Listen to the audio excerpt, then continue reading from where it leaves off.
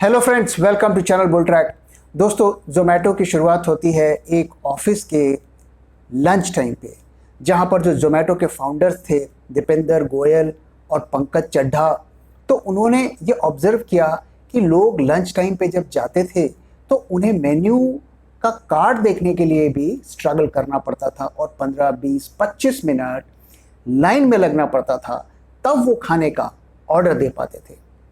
तो उन्होंने क्या किया कि उन्होंने अपने ऑफिस के आसपास जितने भी सारे होटल्स होते थे, ईटरीज होते थे, उनके मेन्यू के कार्ड को लाकर उसे स्कैन करके अपने कंपनी की जो इंटरनल वेबसाइट होती थी उसमें डाल दिया। तो ये कॉन्सेप्ट इंस्टेंटली हिट हो गया।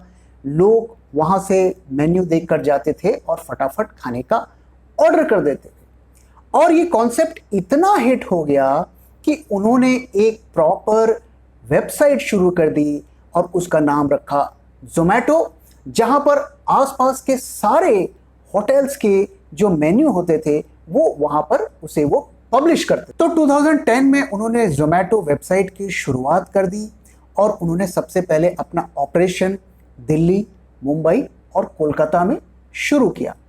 और इसके बाद वो naukri.com यानी कि इन्फो एज कंपनी के पास गए और उनके प्रमोटर से मिले, और उनकी प्रमोटर भी इस कॉन्सेप्ट से काफ़ी ज़्यादा इम्प्रेस्ड हुए और उन्होंने $1 मिलियन कंपनी में इन्वेस्ट कर दिया। इसके बाद भी लगातार इन्फो एज जोमेटो में अपना स्टेक बढ़ाता रहा और 2013 आते आते यानी कि 2013 आते आते उन्होंने जोमेटो में $10 मिलियन इन्वेस्ट कर दिया था और इसके बदले में उन्होंने करीब 50% स्टेक जोमेटो में खरीद लिया। वेबसाइट हिट हो गई थी, चारों तरफ उसकी पॉपुलैरिटी बढ़ रही थी, तो दूर दूर से इंटरनेशनल इन्वेस्टर्स भी आते गए और जोमेटो में अपना स्टेक खरीदते गए और बढ़ाते गए। 2018-19 आते आते जोमेटो में करीब $300 मिलियन का इन्वेस्टमेंट अलग अलग इन्वेस्टर्स का हो चुका था। और देखिए, लगभग 10 साल के बाद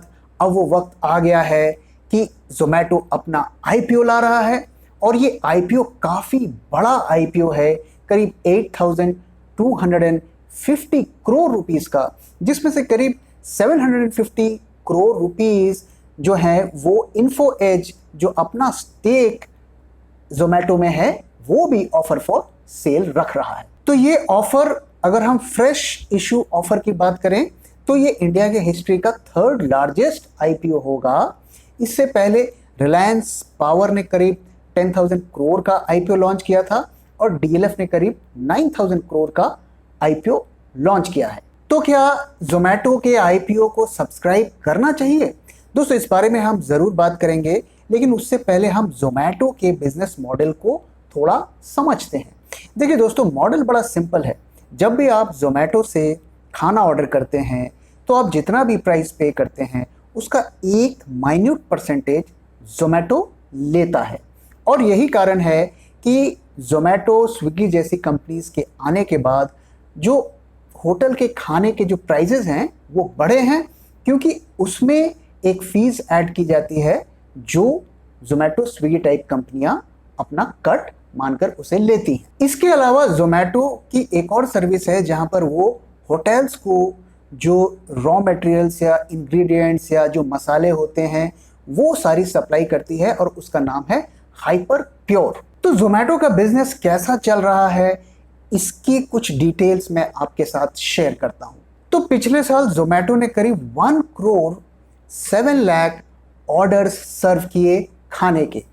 अगर हम उनके डिलीवरी एग्जीक्यूटिव्स की बात करें तो उन्होंने करीब 1.6 लाख डिलीवरी एग्जीक्यूटिव्स को हायर किया है और करीब 1.3 लाख रेस्टोरेंट्स या ईटरीज के साथ उन्होंने अपने नेटवर्क में उन्हें ऐड किया है। तो आप देख सकते हैं कि काफ़ी बड़ा उन्होंने नेटवर्क बनाया है और काफ़ी सारे कस्टमर्स को वो सर्व कर रहे हैं। तो इस बात को नहीं नकारा जा सकता कि जोमेटो का जो बिजनेस मॉडल एक सॉलिड बिजनेस मॉडल है। तो आइए अब जरा देखते हैं कि जोमेटो का जो बिजनेस ग्रोथ हुआ है पिछले 3-4 सालों में वो कैसा हुआ है। तो हम कंपेयर करेंगे फाइनेंशियल ईयर 2018 से फाइनेंशियल ईयर 2020।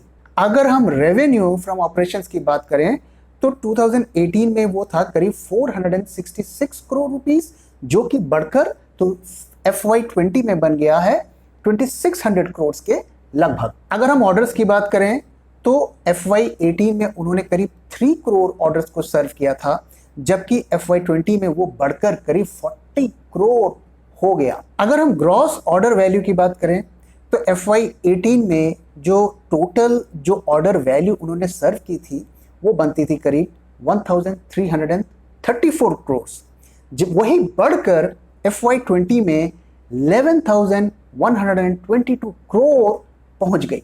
इसके साथ साथ उनके लॉसेस भी बढ़ते गए, तो FY18 में जो उन्होंने लॉस किया था बिजनेस में वो करीब 106 करोड़ के आसपास का किया था। वहीं इनके लॉसेस बढ़ के FY20 में करीब 2800 करोड़ के आसपास पहुंच गए। तो ये जो लॉसेस उनके बढ़ रहे हैं, ये एक बड़ी वजह है जिसकी वजह से वो ये IPO ला रहे हैं, ताकि वो फ्रेश फंडिंग रेज कर सकें अपने बिजनेस को बढ़ाने के लिए। जोमेटो के बारे में मैं आपको एक और बात बताता चलूं कि जोमेटो का जो ऐप है वो सबसे ज़्यादा डाउनलोड किया गया ऐप है, न सिर्फ पिछले साल बल्कि 3 साल से वो नंबर ऑफ डाउनलोड्स के मामले में नंबर 1 ऐप है इंडिया में।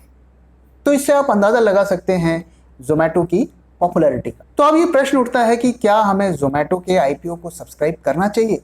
देखिए दोस्तों, अभी जो जोमेटो का जो फाइनल प्राइस है वो अभी पब्लिक डोमेन पर नहीं आया है, उसमें थोड़ा वक्त लगेगा, लेकिन हम कुछ पैरामीटर्स को डिस्कस करते हैं और कुछ फैक्टर्स को डिस्कस करते हैं जिसके बेसिस पर हम इस पर डिसीजन ले सकते। देखिए दोस्तों, कुछ टाइम पहले जोमेटो ने कुछ फंडिंग रेज की थी करीब 250 मिलियन US डॉलर्स की, और उस वक्त जो कंपनी की जो वैल्यूएशन यानी कि टोटल वैल्यू का जो इवैल्यूएशन किया गया था वो करीब बनता था 5.4 बिलियन US डॉलर्स का। तो ये एक फेयर वैल्यूएशन थी, क्योंकि उस वक्त जो उन्हें स्टेक जो बेचना था वो बड़े बड़े इन्वेस्टर्स को बेचना था, और बड़े बड़े इन्वेस्टर्स को आप ज़्यादा टोपी नहीं पहना सकते, तो उन्होंने एक फेयर वैल्यूएशन उनको दी थी। लेकिन IPO में जो है हम रिटेल को कंपनी का स्टेक या शेयर्स बेचते हैं, तो आमतौर पर यही होता है कि रिटेल को जब बेचा जाता है तो थोड़े महंगे भाव पर बेचा जाता है,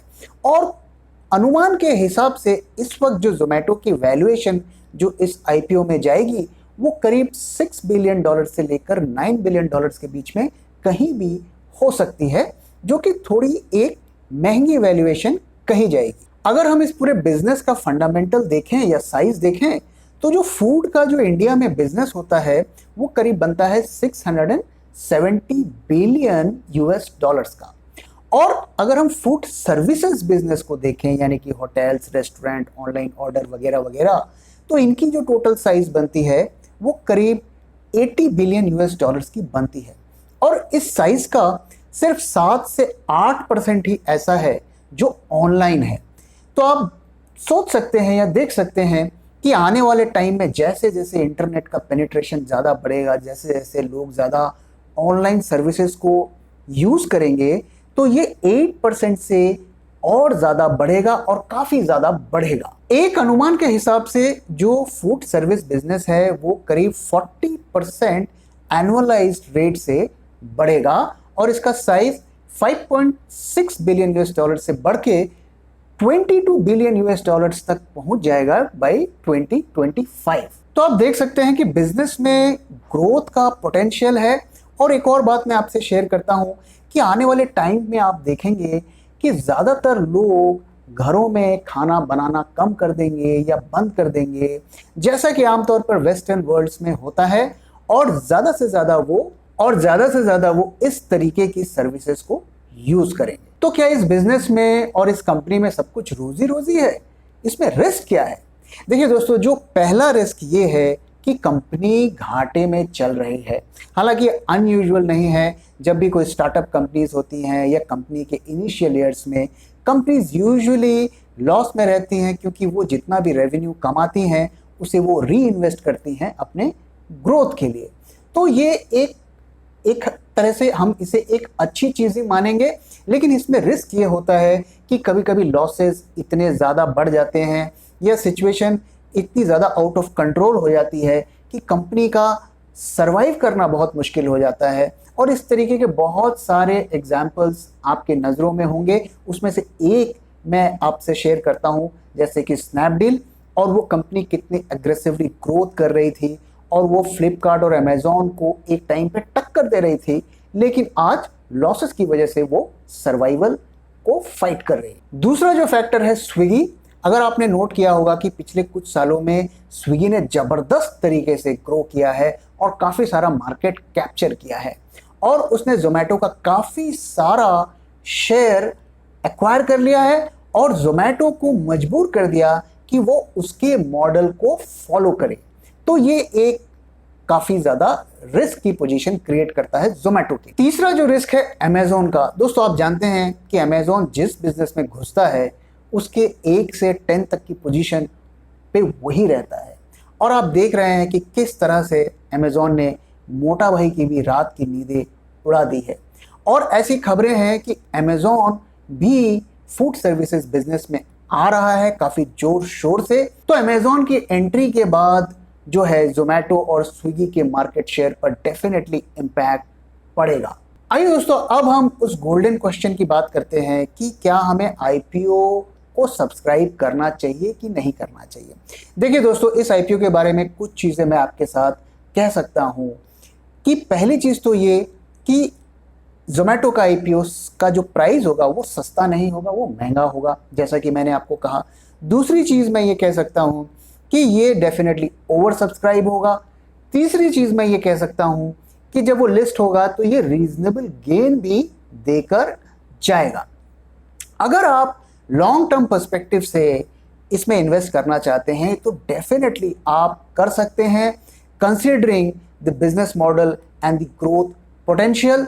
लेकिन आप करंट सिचुएशन को देख रहे हैं, आने वाले 6-8-1 साल में क्या हो सकता है दावे के साथ कोई भी नहीं कह सकता। तो डेफिनेटली आप इसमें आईपीओ में पैसा लगा सकते हैं, लेकिन थोड़े पैसे को रिजर्व में ज़रूर रखिए, ताकि अगर कभी ये स्टॉक सस्ते प्राइस पर मिलता है तो आप उसका फ़ायदा उठा सकते। तो दोस्तों, ये था जोमेटो आईपीओ का वीडियो। मैं आपसे ये ज़रूर जानना चाहूँगा कि क्या आप इंटरेस्टेड हैं इस आईपीओ में इन्वेस्ट करने के लिए, और अगर हैं तो क्यों हैं, और अगर इन्वेस्ट नहीं करना चाहते हैं तो किन रीजंस की वजह से इन्वेस्ट नहीं करना चाहते हैं। तो दोस्तों, इसी के साथ मैं इस वीडियो को यहाँ पे ख़त्म कर रहा हूँ। आशा करता हूँ आपको ये वीडियो पसंद आया, और पसंद आया है तो प्लीज़ वीडियो को लाइक करिए, अपने दोस्तों के साथ शेयर करिए और हमारे चैनल को सब्सक्राइब करिए। Thank you very much for your time दोस्तों। फिर मिलेंगे किसी और वीडियो।